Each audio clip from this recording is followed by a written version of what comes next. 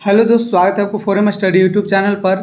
आज के इस क्लास में हम लोग 10 क्लास का जो मैथ का चौथा चैप्टर है द्विघात समीकरण, उसका प्रश्नावली 4.1 का क्वेश्चन नंबर 2 को इस वीडियो में सॉल्व करेंगे। ये काफ़ी इंपॉर्टेंट चैप्टर है। इसका क्वेश्चन नंबर 1 हम लोग पीछे वाले वीडियो में सॉल्व कर चुके हैं, तो आप पीछे वाले वीडियो को ज़रूर देख लीजिए। चलिए दोस्त, बिना टाइम को वेस्ट किए हम लोग आगे बढ़ेंगे और सीखेंगे। ये देखिए, कह रहा है कि निम्न स्थितियों को द्विघात समीकरण के रूप में निरूपित कीजिए। मतलब द्विघात समीकरण के व्यापक रूप में इसको लेकर के हम लोग को लिखना है। तो बहुत आसान है। देखिए, क्वेश्चन में कह रहा है कि एक आयताकार भूखंड का क्षेत्रफल 528 मीटर स्क्वायर है। क्षेत्र की लंबाई मीटर में चौड़ाई के 2 गुना से 1 अधिक है। हमें भूखंड की लंबाई और चौड़ाई ज्ञात करनी है। तो चलिए हम यहाँ पर एक आयताकार भूखंड बना लेते हैं। ठीक है, भूखंड मतलब एक भूमि का भाग, टुकड़ा। इसमें देखिए क्या कह रहा है कि जो क्षेत्र की लंबाई है चौड़ाई के 2 गुना से 1 अधिक है।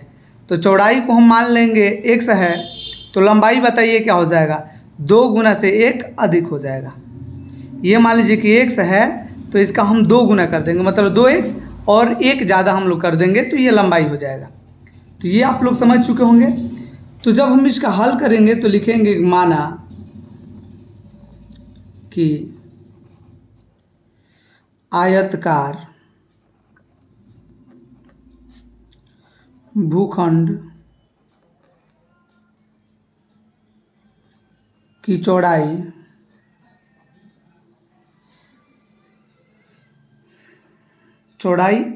x मीटर है, इसलिए लंबाई बताइए कितना हो जाएगा। तो लंबाई आप बोलोगे कि सर लंबाई तो बोल रहा है कि 2 गुना से 1 अधिक है, तो यहाँ तक कोई दिक्कत नहीं है। अब यहाँ पर लिखेंगे प्रश्न से या प्रश्न अनुसार बताइए आयताकार भूखंड का क्षेत्रफल दिया है 528 मीटर स्क्वायर। और आयताकार भूखंड का क्षेत्रफल क्या होता है, आप लोग को पता होगा, लंबाई गुना चौड़ाई होता है, या चौड़ाई गुना लंबाई, कोई भी चीज़ हम लोग लिख सकते हैं। लिखेंगे आयताकार भूखंड का क्षेत्रफल इज इक्वल टू कितना है, 528 मीटर स्क्वायर। और दोस्तों आप लोग को पता होगा आयताकार भूखंड, अगर आयताकार भाग हो और उसका हमें क्षेत्रफल ज्ञात करना हो तो क्या होता है, लंबाई और गुना चौड़ाई होता है। ये फॉर्मूला है और इसका वैल्यू दिया है 528 मीटर स्क्वायर। यहाँ तक तो आपका क्लियर होगा। देखिए जो इसमें लंबाई है वो कितना है, तो बोलोगे कि सर 2x और +1 है, तो लंबाई का वैल्यू रख देंगे इनटू चौड़ाई। चौड़ाई चूँकि हम यहाँ पर x मीटर माने हैं, और इसका वैल्यू हो जाएगा 528 मीटर स्क्वायर। देखो 2x और +1 ये दोनों से x के साथ में मल्टीप्लाई है, तो x को जब हम 2x से गुना करेंगे तो ये हो जाएगा 2x स्क्वायर। देखो 2 का 2 और x को जब x से मल्टीप्लाई करेंगे x स्क्वायर, प्लस है यहाँ पर कोई भी साइन नहीं है तो प्लस होगा, और 1 को जब x से मल्टीप्लाई करेंगे तो x आएगा, इज इक्वल टू 528। और लास्ट स्टेप है, देखो ये 2x स्क्वायर है ना, प्लस x है, और ये प्लस में 528 है तो इधर आएगा तो क्या हो जाएगा, माइनस में 528, और ये मीटर इज इक्वल टू क्या हो जाएगा, 0। और यही इसका आंसर हो जाएगा। बस ये आप लोग को समझ में आ गया होगा। थोड़ा सा इसमें हम लोग चेंजिंग करेंगे। देखिए क्या दोस्त, कि जब यहाँ पर बीच में बराबर हो तो आप लोग को इधर एरो लिखना है, इसलिए 2x square plus x minus 528 is equal to 0, ये आंसर हो जाएगा। तो ये आप लोग को समझ में आ गया होगा। अब हम लोग क्वेश्चन नंबर 2 को देखेंगे और उसको फिर अब हम लोग व्यक्त करना सीखेंगे।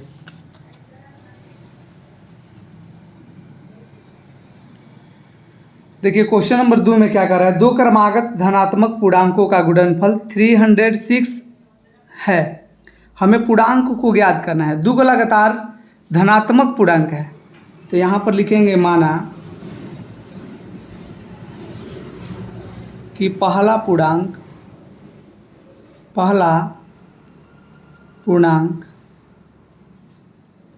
x है। दोस्त आप ही बताओ कि जब पहला पूर्णांक हम लोग x मान चुके हैं तो ये बोल रहा है कि दो क्रमागत धनात्मक पूर्णांक। तो धनात्मक पूर्णांक बताइए क्या होता है। तो धनात्मक पूर्णांक होता है जैसे 1 2 3 4 5, ये सारा धनात्मक पूर्णांक होता है। तो माना कि पहला धनात्मक पूर्णांक x है, तो दूसरा का धनात्मक पूर्णांक क्या होगा। तो यहाँ पर लिखेंगे इसलिए दूसरा धनात्मक पूर्णांक एक x है, तो अगला क्या होगा x+1, क्योंकि पूर्णांक संख्या लगातार होती है और ये पॉजिटिव बोला है, तो ये x+1 जैसे पहला मान लीजिए कि 1 हुआ, तो दूसरा का पूर्णांक क्या हो जाएगा, धनात्मक पूर्णांक 2 होगा। अब यहाँ पर प्रश्न से देखो क्या कर रहा है कि दो क्रमागत धनात्मक पूर्णांकों का गुणनफल 306 है। तो एक बताओ क्या है, एक पूर्णांक तो x है और दूसरा का पूर्णांक बताओ कितना है, x+1 है। तो ये दोनों को जब गुणा करेंगे तो ये 306 आएगा। अब तो बोलोगे सर ये तो फर्स्ट नंबर क्वेश्चन के जैसा हो गया। तो अब देखो क्या करेंगे, x को x से गुणा करेंगे, ये हो जाएगा x²। आप लोग को अच्छा से दिख रहा होगा, x को x से गुणा करेंगे x²। अब देखो प्लस है, यहाँ पर प्लस है तो प्लस, x को जब 1 से गुणा करेंगे x, और ये 306 प्लस में है तो इधर आएगा तो 306 क्या हो जाएगा, माइनस में, और इधर कुछ नहीं बचेगा तो 0। ये द्विघात समीकरण का व्यापक रूप के रूप में आ गया। और देखिए व्यापक रूप क्या होता है, ax² प्लस bx और प्लस c बराबर 0। तो इस रूप में जब आ जाएगा तो हम बोलेंगे कि यह द्विघात समीकरण है। तो यही हमको इस रूप में लाना है और यही इसका आंसर हो जाएगा यहाँ तक। तो आपको अच्छे तरीक़े से समझ में आ गया होगा। बाकी अब हम लोग थर्ड नंबर क्वेश्चन को देखेंगे। ये देखो क्या कह रहा है कि रोहन की माँ उससे 26 वर्ष बड़ी है। किससे बड़ी है, तो रोहन से। उनकी आयु का गुणनफल 3 वर्ष पश्चात 360 हो जाएगा। हमें रोहन की वर्तमान आयु ज्ञात करनी है। तो ज्ञात करना नहीं है, सिर्फ करनी है, ये लिखा हुआ है। तो आप लोग को ज्ञात करने नहीं लगना है, सिर्फ आपको द्विघात समीकरण के रूप में ढालना है, बस उतना ही तक। तो देखिए रोहन की माँ उससे 26 वर्ष बड़ी है। किससे, रोहन से। तो सबसे पहले लिखेंगे माना कि रोहन की वर्तमान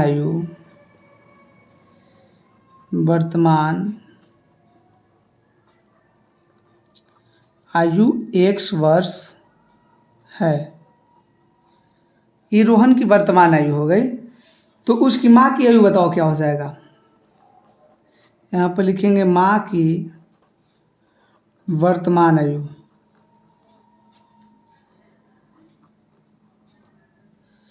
माँ की आयु और रोहन की आयु में एक समानता है कि 26 वर्ष बड़ी है। तो रोहन मान लो कि 1 साल का है, तो ये 26 साल बड़ी होगी, तो इसमें 26 हम ऐड कर देंगे, तो ये इतना वर्ष की होगी। ये बोल रहा है कि उनकी आयु का गुणनफल 3 वर्ष पश्चात। तो 3 वर्ष पश्चात दिया हुआ है, तो लिखेंगे 3 वर्ष पश्चात रोहन की आयु। आपको थोड़ा सा हम समझा दें, जैसे मान लो कि पश्चात का मतलब, जैसे कि कोई लड़का 5 साल के है और कह रहा है कि 2 साल के पश्चात, तो इसमें 2 साल और ऐड कर दिया जाता है। तो कोई लड़का 1 साल का है और कहेगा 3 साल के पश्चात, तो 3 साल हम ऐड कर देंगे। तो ऐसे ही रोहन कितना 1 साल का है और ये बोल रहा है कि 3 साल पश्चात, तो 3 साल ऐड कर दिया जाए। तो 3 वर्ष पश्चात रोहन की आयु x+3 हो गई। फिर लिखेंगे 3 वर्ष पश्चात किसके, तो रोहन की माँ की आयु।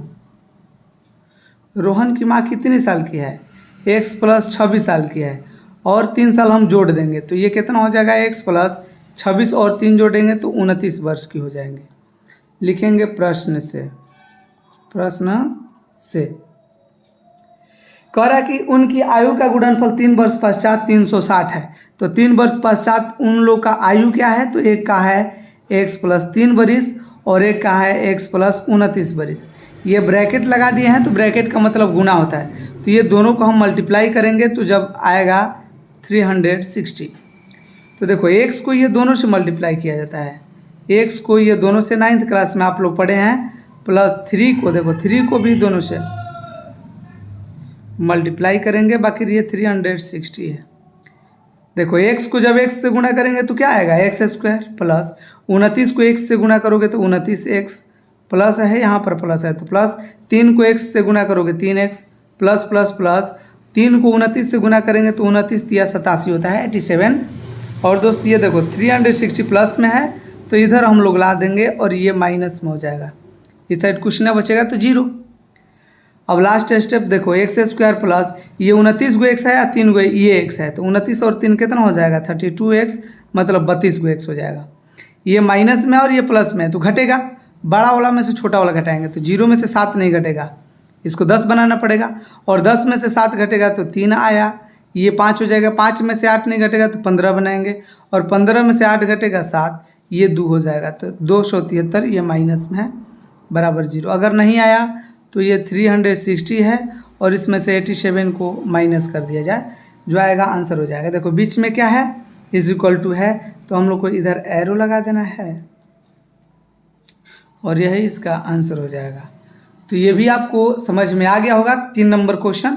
अब एक बच रहा है लास्ट नंबर क्वेश्चन जो हम लोग पढ़ेंगे और उसको ख़त्म कर लेंगे, ठीक है। चौथा नंबर क्वेश्चन आप लोग देखेंगे। एक रेलगाड़ी 480 किलोमीटर की दूरी समान चाल से तय करती है, यदि उसकी चाल 8 किलोमीटर प्रति घंटा कम होती तो वह उसी दूरी को तय करने में 3 घंटा अधिक समय लेती। चलो एक फार्मूला याद कर लेना कि जो समय बराबर फार्मूला होता है, समय बराबर वो होता है दूरी और बाटा में चाल, ठीक है। तो सबसे पहले हम लोग मानेंगे कि रेलगाड़ी की चाल x किलोमीटर प्रति घंटा है। लिखो माना कि रेलगाड़ी की चाल x किलोमीटर प्रति घंटा है। चाल 8 किलोमीटर प्रति घंटा बढ़ने पर, अब बताओ उसका चाल है x और 8 किलोमीटर प्रति घंटा क्या हो रहा है, जब चाल बढ़ रहा है तो हम इसमें 8 जोड़ देंगे तो ये x प्लस 8 किलोमीटर प्रति घंटा चाल हो जाएगा। अब लिखा जाए दोस्त प्रश्न से देखो समय बराबर हम लोग लिख रहे हैं दूरी बटा चाल। दूरी कितना है तो कहोगे 480 है सर।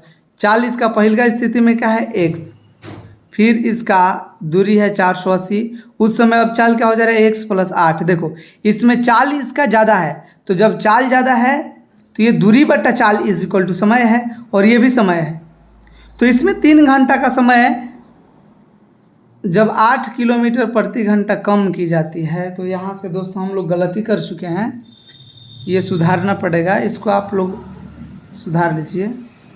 ये जब हम लोग चाल कम करेंगे तो ये x है और ये 8 किलोमीटर प्रति घंटा कम हो जाएगा, सिर्फ यहाँ पर आप लोग माइनस कर लीजिएगा, बाकी सब ठीक है। देखो 480 बटा x और ये 480 बटा x माइनस 8, जब इसका चाल कम होगा तो समय ज़्यादा लगेगा, तो इसमें समय ज़्यादा है और कितना ज़्यादा लग रहा है तो 3 घंटा अधिक लग रहा है, तो इसमें 3 घंटा अधिक लगेगा। तो दोनों को बराबर करने के लिए हम इसमें 3 घंटा जोड़ेंगे। अब चलो देखो, जैसे मान लो कि एक को जाने में लग रहा है 3 घंटा और एक को लग रहा है 3 घंटा ज़्यादा, मतलब इसको लग रहा है 6 घंटा, इसमें 3 घंटा अधिक समय लग रहा है, तो दोनों को बराबर करना है। तो इसमें 3 घंटा अधिक लग रहा है तो हम क्या करेंगे उल्टा, मतलब जिसमें अधिक समय नहीं लग रहा है उसमें हम जोड़ेंगे ताकि दोनों क्या हो जाए बराबर हो जाए। तो आप लोग समझ चुके होंगे, तो हम इसलिए इसमें हम 3 ऐड करेंगे। अब चलो अब इसी को अब हम लोग को सॉल्व करना है। इसके नीचे कुछ ना है तो 1 है, x और 1 का एलसीएम x आएगा, x से 1 बार में तो ये 480 हो गया, प्लस 1 से x बार में तो ये 3 को 1 से गुणा करेंगे 3x इज इक्वल टू कितना है 480 बटा में x माइनस 8। क्रॉस मल्टीपल कर लो, x को जब 480 से गुना करेंगे तो 480x, फिर माइनस है प्लस है तो माइनस 480 को 8 से गुना करेंगे, 8 8 64, 4 6 8 चौका 32 और 4 36, एक 0 है। ये 8 को हमने इससे और x को भी इससे कर दिया। अब देखो x को जब 3x से गुना करेंगे तो क्या आएगा 3x स्क्वायर, और ये माइनस प्लस क्या हो जाएगा माइनस 8 को 3x से गुना करेंगे तो 24x हो जाएगा इज इक्वल टू x को 480 से गुना करेंगे तो कितना हो जाएगा? बोलोगे सर ये तो 480x हो जाएगा। 480x इधर भी है, 480x इधर भी है, कट गया। इधर क्या बचा है? 3x², फिर माइनस 24x और माइनस 3640 और बराबर में क्या इस साइड बचा है? 0।